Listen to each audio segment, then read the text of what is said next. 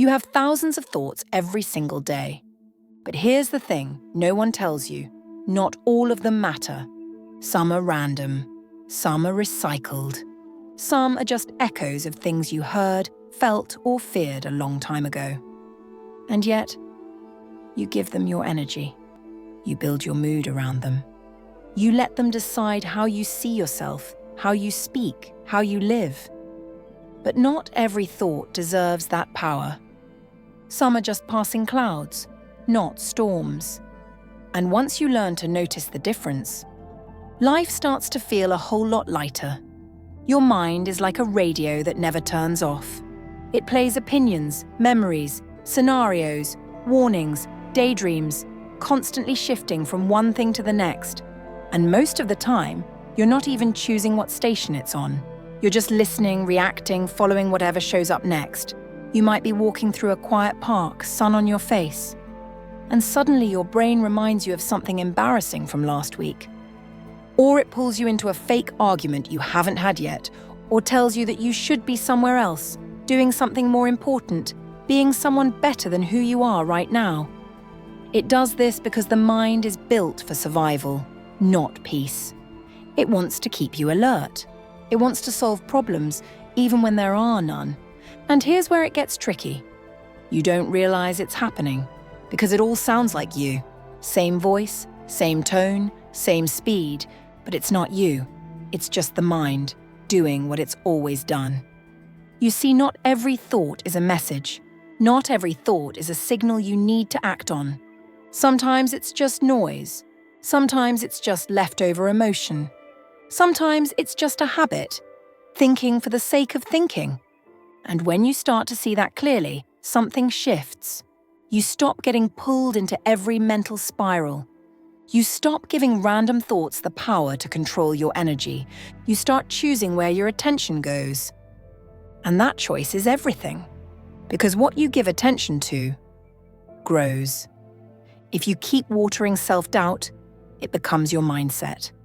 If you keep feeding mental clutter, it becomes your reality.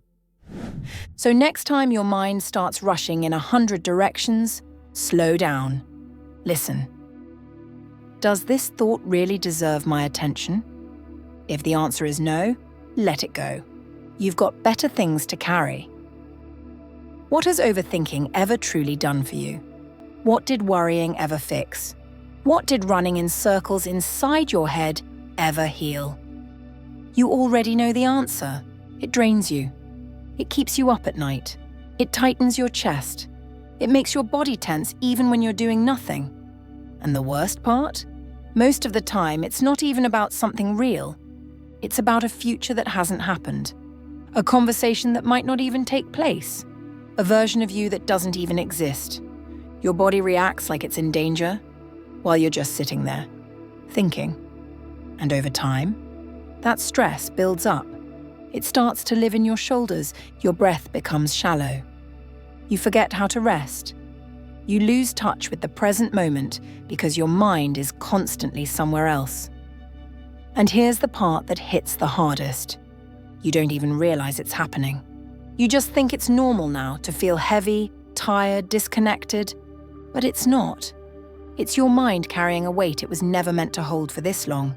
Thoughts were never meant to be permanent. They're like weather, they pass. But if you hold on to every storm, you become the one who suffers. And what makes it even more dangerous is that your thoughts start to create your identity. And some of them are nonsense. Some of them are fear in disguise. Some of them are pain wearing a different outfit. And you don't have to listen to all of it. Because when you do, you lose precious time. You miss presence. You forget what it feels like to just be here, alive, breathing, calm. And in that loss, life becomes something you observe from a distance instead of something you live. Seriously, how many moments have slipped through your hands because you were too busy in your head? That's not how it's supposed to be. Life is not meant to be lived inside your mind. But when your thoughts are screaming all day long, there's no room for life to speak. That's why this is more than just mindset. This is survival. Because if you don't learn to put space between you and your thoughts, they will run your life. And not in a good way. They'll decide who you are. They'll kill your peace. They'll trap you in futures that never happen. They'll keep you from seeing what's right in front of you.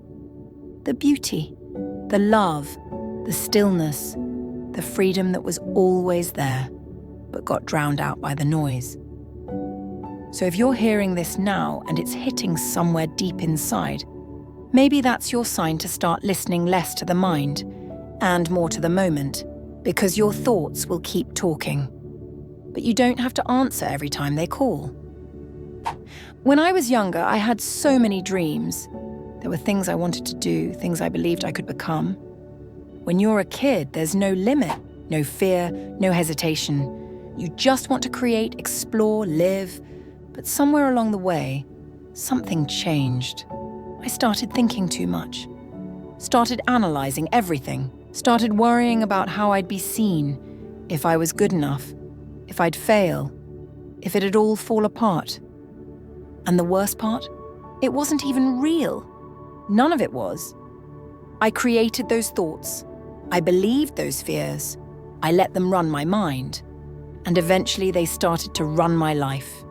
It became a habit, a mental loop I didn't even notice was running every single day. I trained my brain, not to dream but to doubt, not to trust, but to worry. And little by little, I stopped chasing the very things that used to light me up. Not because life said no, but because my mind convinced me to say no to myself. And that realization hurts, because you look back and wonder, how much of what I missed was because of me? And you know what really shook me? I read a story once. Someone had interviewed doctors who worked with terminally ill patients. They asked them, what do people say near the end? What are their last thoughts? What are their regrets? And do you know what so many of them said? I wish I lived more. I wish I was here more. I wish I didn't spend so much of my life thinking.